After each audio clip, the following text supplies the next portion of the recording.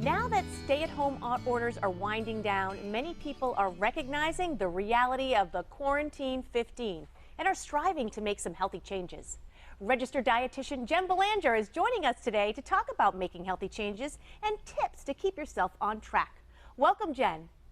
Hello, thank you for having me. My pleasure. One of the things I hear a lot of people do to keep themselves on track with a diet is food journaling. What do you think of this practice?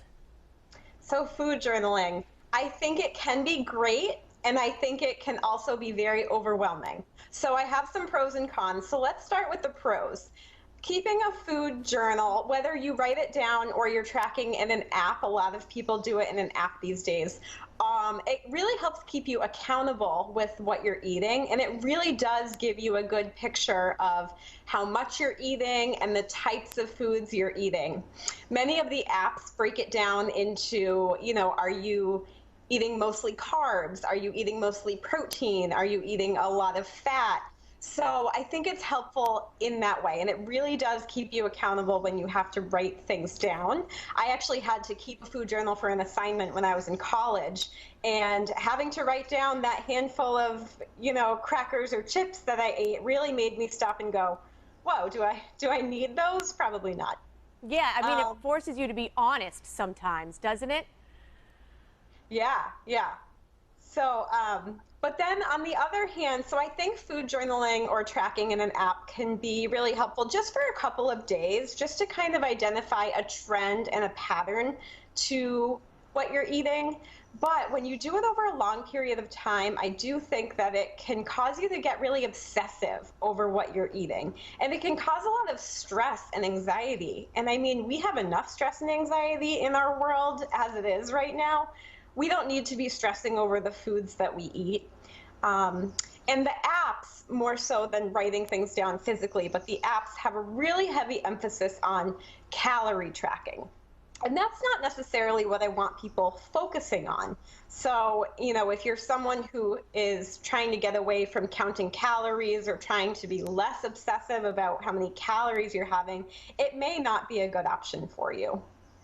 Now, let's talk about what people should focus on. What kind of goals should people set up for themselves, first with intake and then second with nutrition?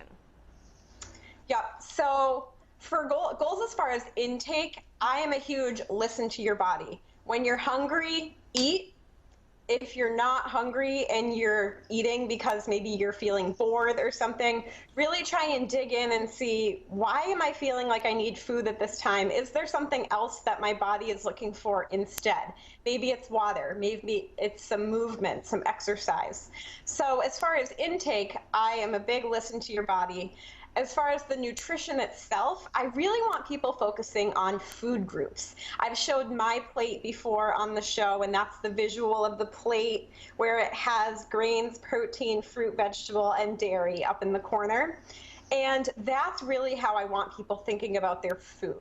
Instead of journaling or tracking in an app in the typical sense that we do, something that can be helpful is maybe you just write down with little check boxes like, okay, 3 servings of vegetables, 2 servings of fruit, 3 servings of dairy, whole grains, and sort of check off throughout the day as you go, am I hitting these goals? And when you do it that way, what that forces you to do is focus on getting in a good variety of different foods, different colors, right? We know eating the rainbow, eating a variety of colors has all sorts of health benefits, and just making sure you're getting in that variety of nutrients that your body is looking for. I love that idea of focusing on the groups rather than the calories. Exactly. Seems very healthy. Now, yeah. What suggestions do you have for people who kind of fall off track and get a little loose with their eating, if you know what I mean? Oh yeah, this is a big one. And I talk about this with my clients and my patients all the time. I think a lot of people really have this all or nothing approach. Like, I'm either on a diet or I'm not on a diet. I'm either doing really good or I'm really bad.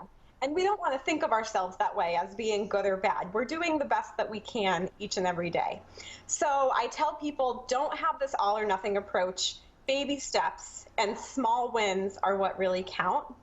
And it's never too late to hop back on that bandwagon. If you had a donut for breakfast because someone showed up at your house with a donut or something, say it's your birthday, that doesn't mean that you have to throw away the whole day and say, oh, I blew it, I'm just going to eat junk for the rest of the day and start tomorrow. No, you can use that next opportunity where you eat at lunchtime to make a really healthy choice. So it's never too late to hop back on. Well, registered dietitian Jen Belanger, excellent advice as usual. Thanks so much for joining me today. Thank you so much for having me. See you guys soon.